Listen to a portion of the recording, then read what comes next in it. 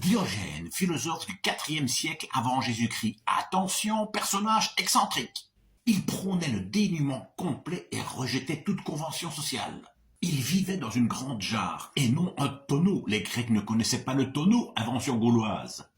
Un jour, il voit un enfant boire dans le creux de sa main. Aussitôt, il jette son écuelle devenue superflue. Il demandait l'aumône aux statues pour s'habituer au refus. Un jour qu'il lavait quelques herbes pour ce repas, le grand Platon lui dit « Si tu faisais la cour aux puissants, tu ne serais pas obligé de manger ça.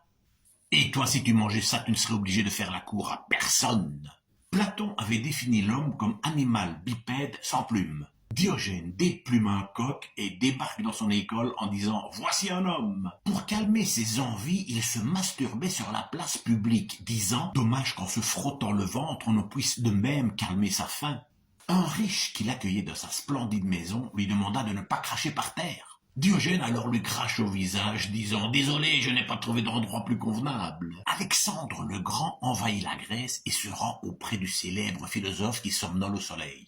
« Que puis-je faire pour toi ?» Réponse est célèbre. « Ôte-toi de mon soleil » qui voulait dire aussi « Va-t'en, envahisseur » Il se promenait en plein jour, une lanterne allumée, à la recherche d'un homme, un vrai. On l'appelait le cynique, c'est-à-dire le chien, et son courant de pensée, le cynisme. Le syndrome de Diogène aujourd'hui, c'est se laisser complètement aller, se couper du monde et amonceler un tas de choses inutiles, jusqu'à ses propres excréments.